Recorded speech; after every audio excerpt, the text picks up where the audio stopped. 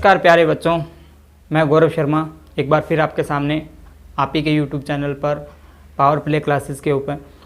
अब हम बात करते हैं आपके 11th क्लास जो कि बोला गया है, ठीक है, चैप्टर नंबर 1 की। बिल्कुल नाम ही उसका रासायनिक की मूल अवधारणाएँ, ठीक है, रसायन की मूल अवधारणाएँ, बेसिक्स कंसेप्ट्स ऑफ केमिस्ट्री। तो इस चीज़ को ध्यान से समझें सभी बच्चे कि क्या है बेसिक्स कंसेप्ट। इससे पहले कुछ बच्चे 10th से 11th में आते हैं, तो 11th में उनके पास सब्जेक्ट रहता है पीसीबी या पीसीएम, मेडिकल या नॉन मेडिकल साइंस के विद्यार्थियों के लिए। तो वहाँ पर हम बात करना चाहेंगे उनके लिए कि आपको केमिस्ट्री दोनों डिपार्टमेंट के अंदर ही करनी पड़ेगी, ठीक है, पीसीबी के अंदर भी और पीसीएम में भी। तो नॉन मेडिकल मेडिकल बच्चों के लिए ख़ास तौर पे ध्यान रखें कि 11th क्लास अगर आपकी जितना ज़्यादा बढ़िया बेस बनेगा आपका, आप ये ध्यान रखें आगे आप बड़े से बड़ी जो कोचिंग, जो बड़े से बड़े कंपटीशन एग्ज़ाम हैं आपके नीट वगैरह, ठीक है, मेंस वगैरह को, तो उनके अंदर आप अच्छे परफॉर्मेंस कर सकते हैं यदि आपके कंसेप्ट्स क्लियर हैं। तो इस फर्स्ट लेसन का नेम ही यही है, रसायन एवं उसकी मूल अवधारणाएं, ठीक है, some basics concept of chemistry. तो इतना सा ध्यान रखें कि 11th क्लास के अंदर आपको क्या पढ़ना है, और ये ध्यान रखें कि जब भी आप कभी भी कहीं से भी किसी प्रकार से पढ़ रहे हो तो साइंस का एक ही मोटिव रहता है कि आप उसको क्रम वाइज पढ़ें। उसको जब इतना क्रम वाइज आप पढ़ोगे, जितना क्रम वाइज उसको ढंग से अच्छे तरीके से अध्ययन करोगे और उसका अभ्यास करोगे, उतने ज़्यादा उस चीज़ में आप परफेक्ट हो जाओगे। तो आओ आज स्टार्ट करते हैं आपके सामने 11th क्लास की केमिस्ट्री का फर्स्ट लेसन। तो प्यारे विद्यार्थियों, 11th क्लास का फर्स्ट चैप्टर फर्स्ट, ठीक है, चैप्टर नंबर जो फर्स्ट है इसका, अब हम बात करें इसकी, और रसायन विज्ञान लिख देते हैं। हिंदी मीडियम विद्यार्थी ध्यान रखें, रसायन विज्ञान, ठीक है। तो सबसे पहले बेटा अपने को छोटा सा एक कंसेप्ट याद होना चाहिए, ठीक है। रसायन विज्ञान के अंदर क्या है, इसके फादर ऑफ केमिस्ट्री किसे बोलते हैं, FOC। फर्स्ट लेसन में नेम भी है वैसे अपने, तो याद रखना उसका सिद्धांत दिया हुआ है लावोसिए। यहाँ से केमिस्ट्री स्टार्ट हो जाती है, बहुत बढ़िया चीज़ें बताई इसने, लावोसिए, ठीक है। तो फादर ऑफ केमिस्ट्री बोला जाता है इसे। अब हम बात करें चैप्टर नंबर 1 के अंदर। तो चैप्टर नंबर 1 के अंदर एक बात छोटी सी समझने के लिए सबसे पहले हम उस टॉपिक पर ले चलता हूँ आपको, द्रव्य, ठीक है। बेटा द्रव्य है क्या? द्रव्य एक प्रकार, द्रव्य आपसे पूछा जाए, कोई पूछे कि द्रव्य है क्या, या द्रव्य के बारे में पूछा जाए कभी भी क्या लिखा हुआ है, तो आप इतना सा बात याद रखें, ब्रह्मांड में ऐसी कोई वस्तु है, पूरे यूनिवर्स की बात कर रहा हूँ मैं, ब्रह्मांड में सीधी लैंग्वेज है इसके अंदर, आप आसानी से इसको समझने के लिए, ब्रह्मांड में ऐसी कोई भी वस्तु या पदार्थ, ऐसी कोई वस्तु पदार्थ, ठीक है, कोई भी वस्तु या पदार्थ, कुछ भी है, मैटर वगैरह है, पदार्थ जिसका कोई भार हो और आयतन भी हो, यानी आयतन का अर्थ है कितना स्थान घेरती हो। कोई ना कोई वस्तु ऐसी है वो जो पूरे ब्रह्मांड के अंदर, कोई भी वस्तु ऐसी जो क्या करेगी,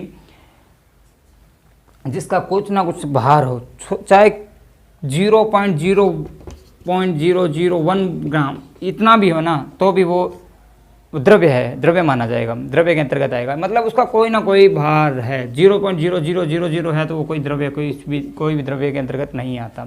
यानी ब्रह्मांड में उस वस्तु, कोई इस प्रकार की वस्तु अपने होगी नहीं। तो याद रखें, और कोई ना कोई स्थान भी घेरती हो, आयतन का अर्थ है स्थान घेरना, वॉल्यूम, ठीक है। जैसे आज बेटा एक छोटी सी बात कर लेते हैं मार्कर की कैप की, ठीक है। इसको यहाँ पे बोर्ड पे लगाया जाए तो देखो इसने इतना स्थान घेरा है, यहाँ से लेकर यहाँ तक का स्थान घेरा है, आपको समझ में आ रहा है, इतना स्थान इसने घेर लिया।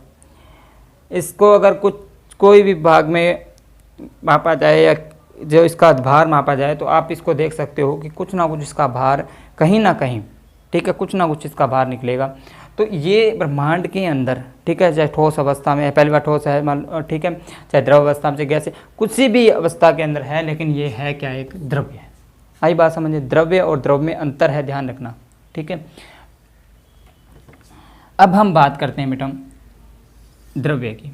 तो द्रव्य को पहले से आपके एक छोटी सी बात लेकर चलता हूँ कि भौतिक के आधार पर तो आप ये पहले पढ़ के आ चुके हो 9th क्लास में भी, ठोस द्रव गैस के बारे में, उसके बारे में और चर्चा कर लेंगे। ठीक है, ठोस द्रव गैस, सॉलिड लिक्विड गैस।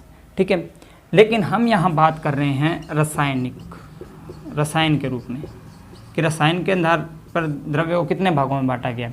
तो एक तो याद रखना शुद्ध पदार्थों में, शुद्ध पदार्थ, ठीक है, और एक बेटा भाग में बांटा गया है इसके अंदर मिश्रण में, यानी एक तो शुद्ध होगा और दूसरा क्या होगा, मिक्सचर। ठीक है, इतनी सी बात आपको याद रखनी। शुद्ध पदार्थ की बात करें हम, शुद्ध पदार्थ के अंदर दो चीज़ें आएंगी आपकी, तत्व और यौगिक। ये भी बताता हूँ भी होता क्या है। ठीक है, मिश्रण 2 टाइप्स के, सममांगी और विषमांगी। देखिए बेटा, pure matter and mixture, 2 types, element and compound. Mixture में 2 टाइप, होमोजीनियस, हेटेरोजीनियस। तो मतलब इसका आप इतना सा ध्यान रखें कि तत्व क्या है। प्रकृति में एकल अवस्था में रहने वाले जो भी भाग है, ठीक है, जो भी योग परमाणु है, उसको हम क्या बोलेंगे, तत्व। जैसे कार्बन एकल अवस्था में। ठीक है, अगर मान लो मैं O2 लिख दूं तो भी सर नहीं, कार्बन को अलग लिख दिया मैंने, ध्यान रखना, ऑक्सीजन को अलग। तो है तो क्या, ऑक्सीजन ऑक्सीजन मिलकर तत्व है, ऑक्सीजन ऑक्सीजन ही है तो ऑक्सीजन ही। ठीक है, नाइट्रोजन N लिख दिया। तो इस प्रकार से आप छोटे छोटे एग्जाम्पल्स के द्वारा इसको समझ सकते हो। यौगिक में C+O2 क्या बनाएगा, CO2। तो अब ये यौगिक बना है, यानी दो या दो से अधिक तत्व मिलकर किसका निर्माण करते हैं, यौगिक का। जैसे आपको पता है कोशिकाओं का समूह क्या कहलाता है, ऊतक। उसी प्रकार तत्वों को मिला दिया जाए, ठीक है, तत्वों को जोड़ दिया जाए तो वो क्या, किसका निर्माण कर देंगे, यौगिक का, कंपाउंड्स बना देते हैं। सममांगी और विषमांगी। समांगी मिश्रण के अंतर्गत क्या होता है कि इसके अंदर पूर्ण जो भी अपने मिक्सचर मिलाएं, जो भी विलयन मिलाएंगे, जो भी विलयन बनाते हैं, ठीक है, समांगी मिश्रण के अंदर जो भी विलयन वगैरह बनाते हैं, तो उसमें पूर्णतः सभी घटक क्या होते हैं, आपस में पूर्ण रूप से मिले होंगे। जैसे अगर मान लो हम बात करते हैं NaCl + H2, तो मान लो H2 इसके अंदर है। अब आपने इसके अंदर, इसी के अंदर, ठीक है, इसके अंदर आपने क्या किया, 2 चम्मच, ठीक है, 2 चम्मच क्या डाले आपने, NaCl। जब 2 चम्मच आप इसमें NaCl डालोगे तो आपको थोड़ी देर बाद इसके अंदर जब पूर्णतः घुल जाएगा, ये पूर्णतः विलयन बन जाएगा। ठीक है, तो इसके अंतर्गत आप किसी भी पार्ट्स के अंदर से कोई भी पार्ट इसका उठा के आप टेस्ट करोगे तो आपको लगेगा वास्तव में कि ये पूर्ण रूप से सभी जगह इसमें NaCl और H2 की मात्रा है। तो पूर्ण रूप से घटक मिले होने चाहिए। ठीक है, विषमांगी के अंतर्गत क्या होते हैं, इसमें जो दो घटक जो भी मिलाते हैं अपने दोनों घटकों को, वो आपस में क्या होते हैं, आपस में नहीं मिलते, पूर्णतः आपस में अलग अलग होते हैं या आपस में क्रिया नहीं करेंगे, क्रिया नहीं करते। जैसे सिंपल सा उदाहरण, जल और मिट्टी, रेत को ले लो। ठीक है, जब आप डालोगे तो रेत देखते हैं धीरे धीरे जल के स्तर पे नीचे बैठ जाएगी और जल ऊपर रह जाता है। ठीक है, कुछ कण जल के अंदर फिर भी आ जाएंगे, वो धीरे धीरे फिर बाद में क्या हो जाते हैं, नीचे बैठ जाते हैं। दोनों अलग अलग अपने को दिखेंगे। और इस विलयन के अंदर क्या है, अपने को दोनों पूर्ण रूप से, जैसे आप कोई भी इसमें कोई भी भाग पार्ट निकालो जल का, तो इसके अंदर आपको नमक, और यहाँ पे इसी भाग के अंदर आपको क्या दिखेगा, जल। तो ये चीज़ आपको क्या कहलाएगी, सममांगी, और ये क्या कहलाएगी, विषमांगी। आशा है कि आपको ये थोड़ी सी जानकारी आपको समझ में आई होगी। ठीक है, एक बेसिक सी जानकारी आपको होनी चाहिए। ठीक है, पहली बात तो 10वीं क्लास के बच्चे जब आते हैं इसके अंदर, 11th क्लास के अंदर जिन बच्चों में साइंस वगैरह लेते हैं, तो उन बच्चों के लिए तो ये बिल्कुल एक खेल है, कुछ नहीं है। तो आपको थोड़ी सी जानकारी इसके बारे में पता होनी चाहिए। अब हम बात करते हैं बेटा आगे। ठीक है, केमिस्ट्री के अंदर और क्या चीज़ें हमें थोड़ी सी पढ़नी पड़ेंगी। तो इस लेसन के अंतर्गत बात करें हम, तो इस लेसन के अंतर्गत सभी बच्चे ध्यान रखें, आपको बेसिक्स कंसेप्ट्स के ऊपर ही लिया जाएगा। ठीक है, देखो अब एक बात हम स्टार्ट करते हैं। एक नाम होता है सार्थक अंक, सार्थक अंक, SN बोलते हैं इसको, सब्स्टिट्यूट नंबर। ये क्या है, सार्थक अंक, सार्थक अंक निकालना है। देखो कई बार अर्धवार्षिक जो हाफ ईयरली पेपर होते हैं उनके अंदर एक दो क्वेश्चन देते हैं, फिजिक्स में भी दे देते हैं, केमिस्ट्री में भी दे देते हैं, ठीक है। तो सार्थक अंकों की आपको थोड़ी सी पहचान होनी चाहिए कि सार्थक अंक होते क्या है। मैं आपको नया तो कुछ रूल्स वगैरह लिख के बताऊंगा, नया कुछ परिभाषाएं वगैरह कुछ, आप सीधा सार्थक अंकों को निकालना सीखें, सीधा का सीधा बस सार्थक अंकों को निकालना सीखें, ठीक है। आपको कैसे किस प्रकार से सार्थक अंक क्यों निकालने पड़ते हैं, ये क्या होता है, एक शुद्धतम माप बोलते हैं इसको, यानी रसायन का शुद्धतम माप, रसायन ले लो चाहे भौतिक ले लो आप, ठीक है। तो इसमें क्या होता है, रसायन में शुद्धतम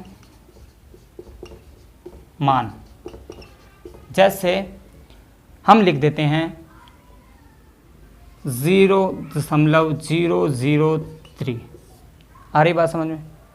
तो दशमलव के, समझ पा रहे हो, दशमलव के ये साइड दाईं ओर, ये क्या हो जाएगा बाईं ओर। तो दशमलव के दाईं ओर अगर प्रारंभिक शून्य है, ठीक है, और उसके बाद कोई अंक है तो इसको बोलते हैं अशून्य अंक, याद रखना अशून्य बोलते हैं।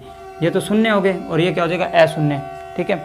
तो इतनी सी बात आपको याद रखनी है यहाँ पे कि इसके अंदर सार्थक अंक कितना हुआ, 1 निकालना आया। ये फिर एक और एग्जांपल, जैसे 3.01। अब आपसे पूछा जाए इसके अंदर दशमलव अंक कितने होंगे। इसके अंदर अगर दशमलव अंक की बात करूँ मैं तो आप देखो दशमलव के बाद शून्य है लेकिन इसके बाद 1 है, तो ये अशून्य अंक है, ठीक है, और ये दशमलव से पहले एक संख्या है। तो आप इसके अंदर इसको पूर्णतः गिना जाएगा, पूर्णतः काउंट करेंगे आप, 1 2 3 कितने हो गए 3, ठीक है। और आगे चलते रहो, धीरे धीरे समझते रहो, फिर उसके बाद आप कोई भी सार्थक अंक को आप सीधा से निकाल सकते हो, बिना किसी रूल के, बिना किसी बिना कोई रूल वगैरह लगाए आप सीधा सीधा बता सकते हो कि हाँ जी इसके अंदर सार्थक अंक कितने। अब अगर मान लो आपसे पूछा जाए 200, 4,000, ठीक है, इनके अंदर सार्थक अंक कितने हैं, तो आप सीधा बताओ ना कि इसके अंदर तो क्या पीछे 2 0 है, ठीक है, और 2 0 है, अंक कितना है इसमें 1। तो ये दशमलव के बाद की 0 नहीं है, दशमलव के बाद की 0 हो तो भी अपने 0 ही मानेंगे इसको, क्योंकि इसके पीछे कोई अंक नहीं है, ठीक है।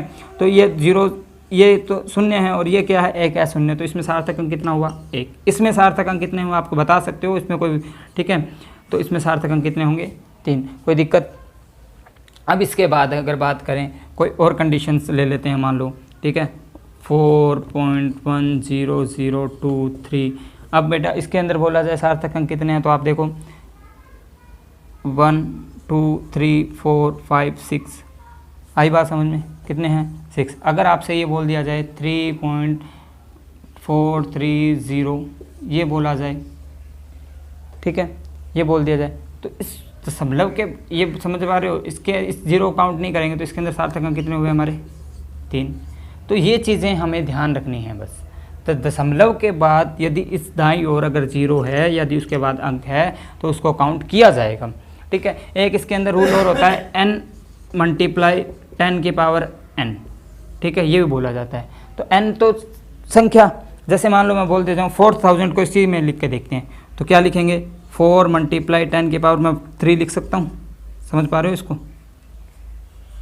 क्या लिख सकता हूँ मैं 3, ठीक, सॉरी, इसके अंदर मैंने बताया सार्थक अंक आपका कितना रहेगा 1 रहेगा, ठीक है, ध्यान रखना। सॉरी, ये चीज़ मैंने आपको बताना, यहाँ पे 3 बताया वो गलत है आपके लिए, 1 है, ठीक है, क्योंकि 200 में भी कितना है 1 है, यहाँ पे भी कितना होगा 1। अब हम बात करें, अगर मान लो ये संख्या दे दी जाए n × 10⁻, अगर 4000 को हमने इसमें चेंज किया, देखो n हमारा 4 और 10⁻n कितनी है 10 इसमें 3, ठीक है। अब अगर आपको बोला जाए इसमें सार्थक अंक कितना है, तो आप सिर्फ ये n की संख्या देखकर ही बता सकते हो डायरेक्ट कि इसमें कितना है, ये कैपिटल N, आ रहा बात समझ में, घातांक रूप नहीं देखना अपने को। तो ये कितना है सार्थक अंक इसके अंदर 1।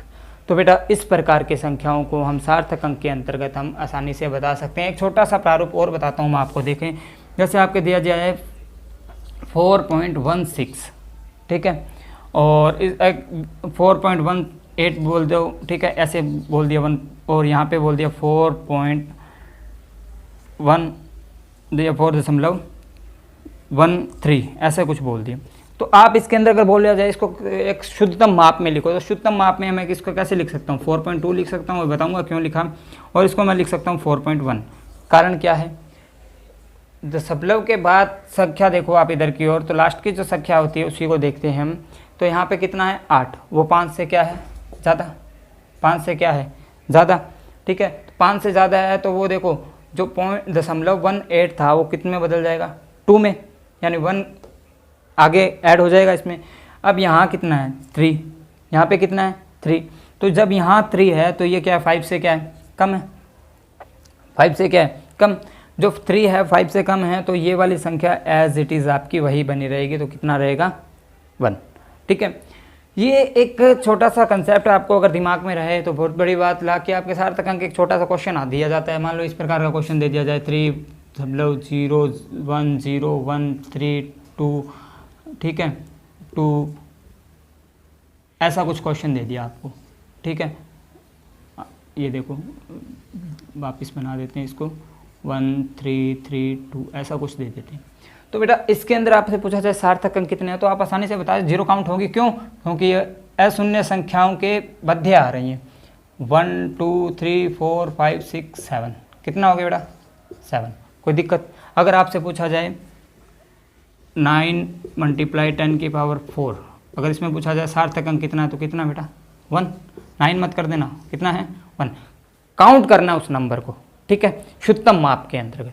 तो बेटा एक छोटी सी एक सार्थक अंक की बात है जो आपको दिमाग में आनी चाहिए। मैं कोई रूल वगैरह नहीं बताना चाहता आपको कि दशमलव के बाद ये संख्या रहनी चाहिए, उससे क्या बच्चा रूल वगैरह उन्हीं को याद करने लग जाता है। आप डायरेक्ट सार्थक अंक पे देखो कि कैसे सार्थक अंक आपको निकालना आना चाहिए, ठीक है। कोई भी संख्या उसमें सार्थक अंक आप कैसे पहचान